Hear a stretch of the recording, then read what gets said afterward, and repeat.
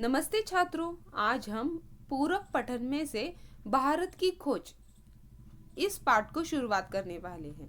पहले सेशन में मैंने भारत की खोज इससे संबंधित बहुत सारे वीडियोस आपको भेजे थे और कुछ एमसीक्यू क्वेश्चन भी मैंने भेजे थे। आपने उसे पढ़ा होगा और सुना भी होगा। तो आज हम इसे पढ़ाने के लिए शुरुआत करते हैं। आपको भी क्या करना है, घर पे भारत की खोज यह खुद आपको पढ़ना है और समझ लेना है। तो पहले पाठ को शुरुआत करते हैं। अहमदनगर का किला। इस अहमदनगर का किला, इस पाठ में अलग अलग छोटे छोटे पाठ है, उसे भी हम देखते हैं। देखिए, अहमदनगर का किला, अतीत का भार। पहला टॉपिक है अतीत का भार। अतीत यानी कि पास्ट। नेहरू जी को बागवानी का बहुत शौक था। बागवानी, जो बाग बगीचा करने का शौक होता है किसी किसी को, उसे बागवानी यानी कि माली जो काम करता है उसे बागवानी कहा जाता है। तो बागवानी का बहुत शौक था। किन्हें शौक था? नेहरू जी को शौक था। उन्हें ब्रिटिश सरकार द्वारा जिन जेलों में रखा गया, देखिए पहले स्वतंत्रता नहीं थी, हम पारतंत्र में थे और इन ब्रिटिश सरकारों का राज्य था। तो ब्रिटिश सरकार द्वारा जिन जेलों में रखा गया, वहां उन्होंने इस शौक को पूरा किया। यानी नेहरू जी को ब्रिटिश सरकार द्वारा जिन जिन जेलों में रखा गया, उन वहां पे उन्होंने क्या किया? अपना शौक क्या था? बागवानी का। नेहरू जी का शौक था बागवानी का और उस बागवानी शौक को उन्होंने उस जेल में भी पूरा किया। अहमदनगर किले में भी उन्होंने बागवानी शुरू कर दी। देखिए, अहमदनगर, यह आपने इस स्थान का नाम सुना होगा, इस शहर का नाम सुना होगा और उस किले का भी नाम सुना होगा। उसी अहमदनगर किले में उन्होंने बागवानी शुरू कर दी। यहाँ की मिट्टी पथरीली तथा पुराने मलबों और अवशेषों से भरी थी। वहाँ की मिट्टी में अलग अलग पुराने अवशेष थे और पथरीली थी मिट्टी। तो फिर भी नेहरू जी ने बागवानी के लिए परिश्रम करते रहते थे और उन्होंने ऐसा करते हुए वहाँ की मिट्टी कैसी कर दी? फूल उगाने लायक बना दी। आगे देखिए, नेहरू जी लिखते हैं कि अहमदनगर का इतिहास कोई बहुत पुराना नहीं है, न ही इसकी कोई विशेष अहमियत है। इस किले से जुड़ी चांद बीबी नामक साहसी महिला की कहानी प्रसिद्ध है। किस किले से जुड़ी? अहमदनगर के किले से जुड़ी किसकी कहानी प्रसिद्ध है? चांद बीबी नामक महिला की एक कहानी प्रसिद्ध है। इस महिला ने अकबर की शाही सेना के विरुद्ध अपनी सेना का नेतृत्व किया था, पर उसकी हत्या उसके अपने ही आदमी ने कर दी। आगे देखिए, जेल में बागवानी के लिए खुदाई करते समय, देखिए अहमदनगर किले में वहाँ पे वो जेल में थे, नेहरू जी जेल में थे और जेल में बागवानी के लिए खुदाई करते समय जब जमीन खोदते समय नेहरू जी को जमीन की सतह के काफी नीचे, यानी कि खोदते समय बहुत खोदने के बाद कुछ काफी नीचे पुरानी दीवारों के हिस्से, गुंबद और इमारतों के ऊपरी हिस्से मिले। कुछ इमारतों के हिस्से मिले। जेल के अधिकारी आगे बढ़ने की अनुमति नहीं देते थे, इसलिए उन्होंने कुदाल छोड़कर कदम उठा ली। देखिए, बागवानी छोड़कर उन्होंने क्या किया? कलम यानी कि पेन उठाया। उन्होंने देश के आजाद होने तक लिखते रहने का निश्चय किया। उन्होंने क्या निश्चय किया कि जब तक देश आजाद नहीं होता तब तक मैं यह कलम नीचे नहीं रखूंगा, लिखते रहूंगा। इसके लिए कर्म का अनुभव जरूरी था। वे पैगंबर बनकर भविष्य के बारे में लिखने में असमर्थ थे। अतीत के बारे में वे किसी इतिहासकार या विद्वान की भांति लिखने में सक्षम न थे। वे केवल वर्तमान विचारों और क्रियाकलापों के साथ संबंध स्थापित करके ही उसके बारे में कुछ लिख सकते थे। गेटे के अनुसार ऐसा इतिहास लेखन अतीत के बाहरी बोझ से किसी सीमा तक राहत दिलाता है। देखिए, गेटे के अनुसार ऐसा इतिहास लेखन अतीत के बाहरी बोझ से किसी सीमा तक राहत दिलाता है।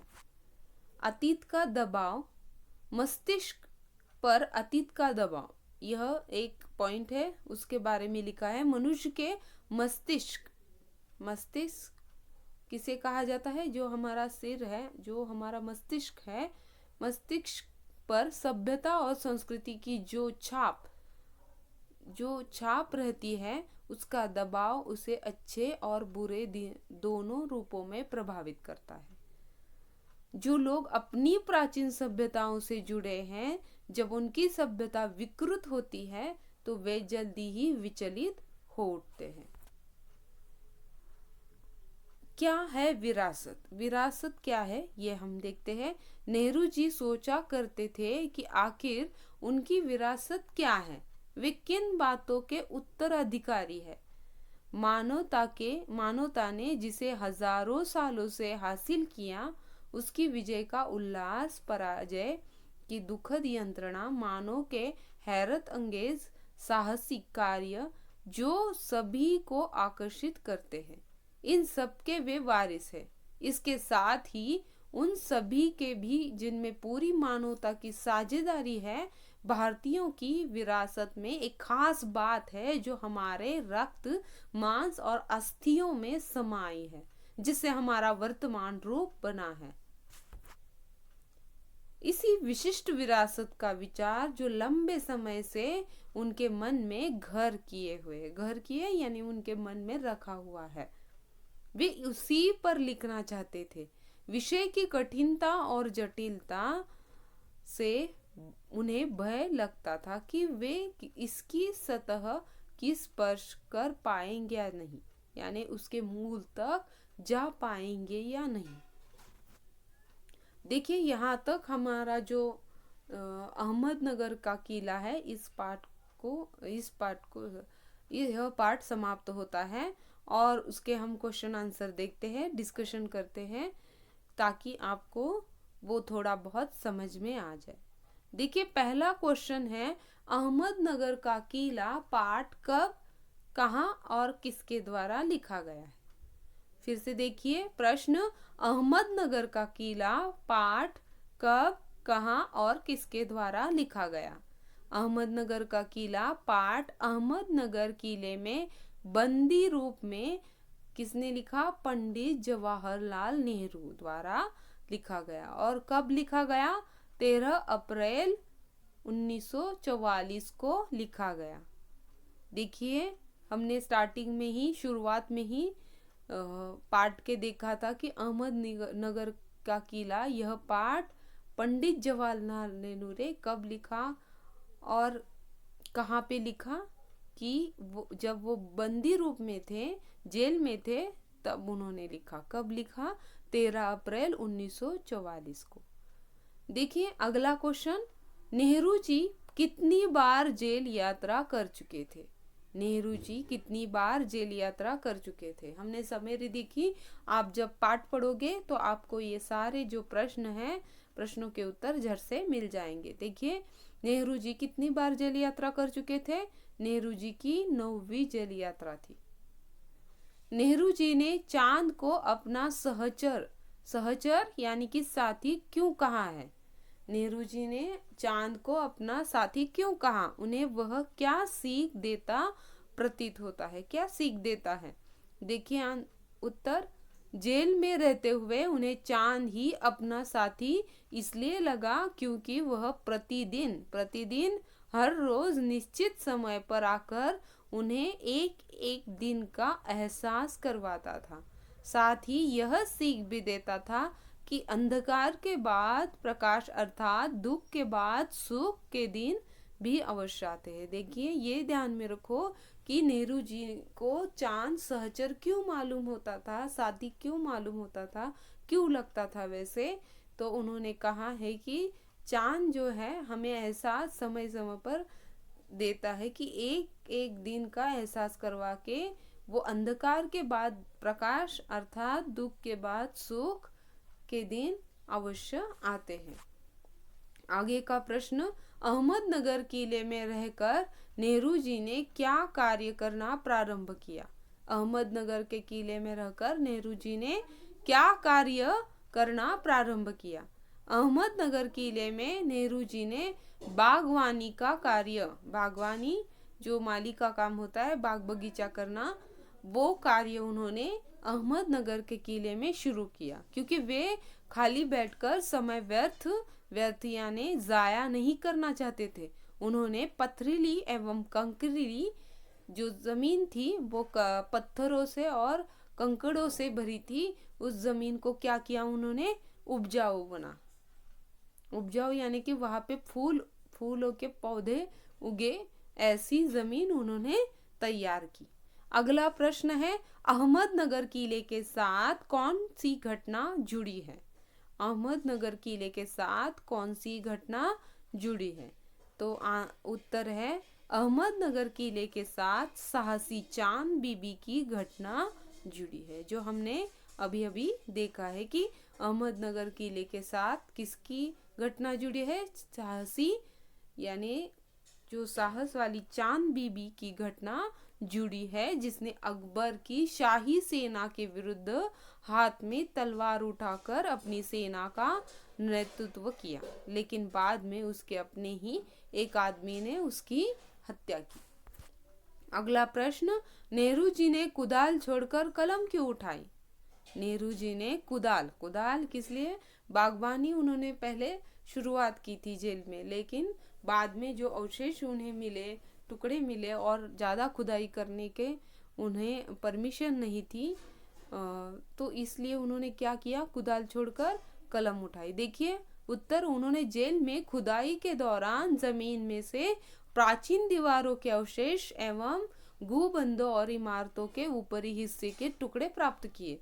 इससे उन्हें अहमदनगर के किले के बारे में कई जानकारियां मिल सकती थी, लेकिन अधिकारियों ने इसकी इजाजत नहीं दी, तो उन्होंने कुदाल छोड़कर कलम हाथ में पकड़ी, अर्थात बंदी होने के बावजूद अपनी लेखनी से लेख लिखकर भारत की जनता के दिलों में राष्ट्र प्रेम की भावना जागृत करवाने का प्रयत्न करते रहे।